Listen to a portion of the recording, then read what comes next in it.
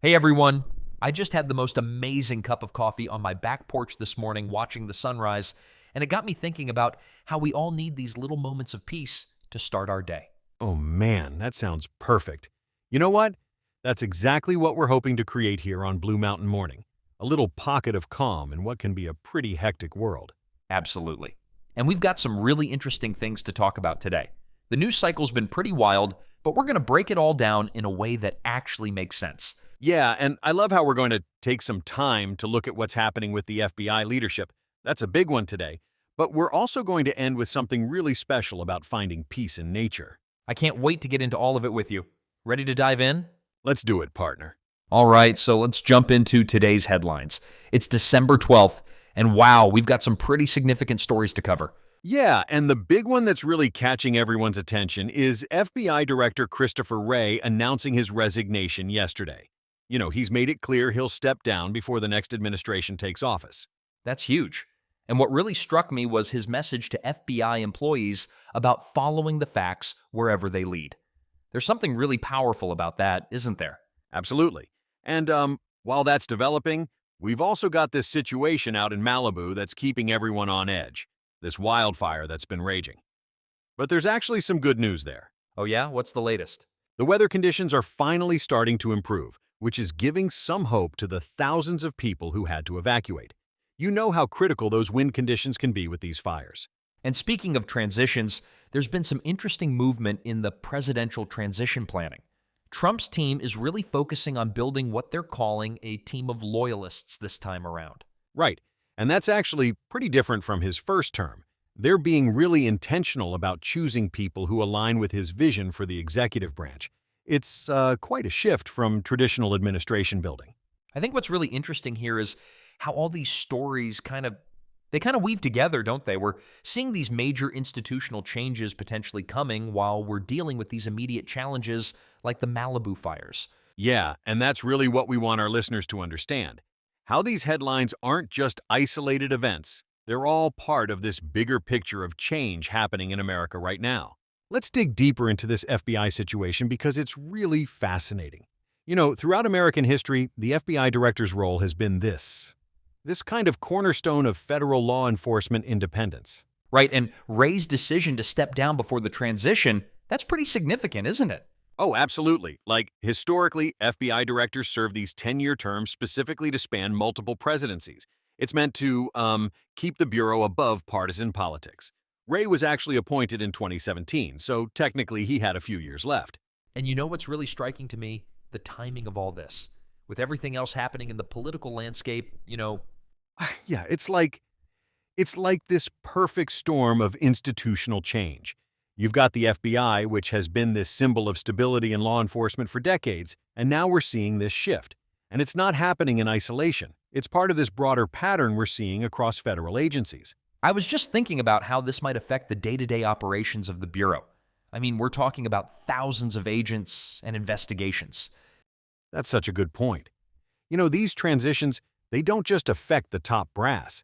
We're talking about potential impacts on ongoing investigations, department morale, even the basic functioning of federal law enforcement. And didn't Ray specifically mention something about institutional integrity in his message? He did, yeah. That whole following the facts wherever they lead line, that wasn't just a throwaway comment.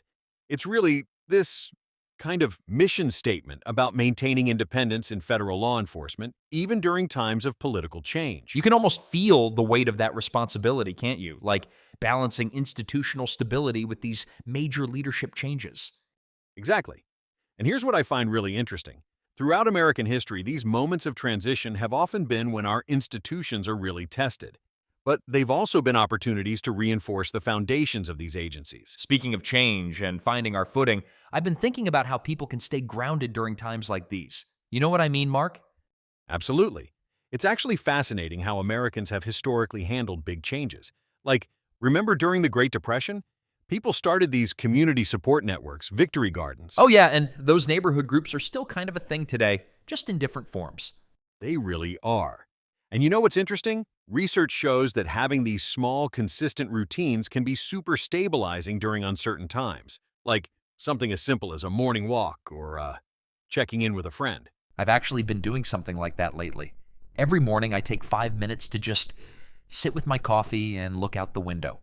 No phone, no news, just being present. That's perfect. And it's funny because it reminds me of how George Washington used to start his days with a quiet moment of reflection, usually walking through his garden at Mount Vernon. Really, I had no idea. Oh, yeah. And here's what I think is really powerful. When we look at American history, the times of biggest change often led to the most amazing innovations in how people support each other. Like during the Great Depression, right? All those community meetings and support systems. Exactly. And the key thing is, they didn't just wait for change to happen to them, they created these little islands of stability in their daily lives while still staying engaged with the bigger picture. So, what would you say to our listeners who might be feeling a bit overwhelmed right now? I'd say start small. Maybe pick one consistent thing each day that grounds you. Could be a morning walk, journaling, calling a friend. And remember, staying informed doesn't mean staying glued to the news 24/7. And maybe most importantly, remember we're all in this together. Absolutely. That's always been one of America's greatest strengths, how we come together and support each other during times of change. You know, Mark, with everything happening in Malibu right now, I've been thinking about the incredible resilience of nature out there. Those coastal landscapes are really something special, aren't they? The way the cliffs just stand there, year after year, wave after wave. Yeah, and it's like the plants there have literally adapted to fire. Like some of them actually need it to reproduce. That's wild to me.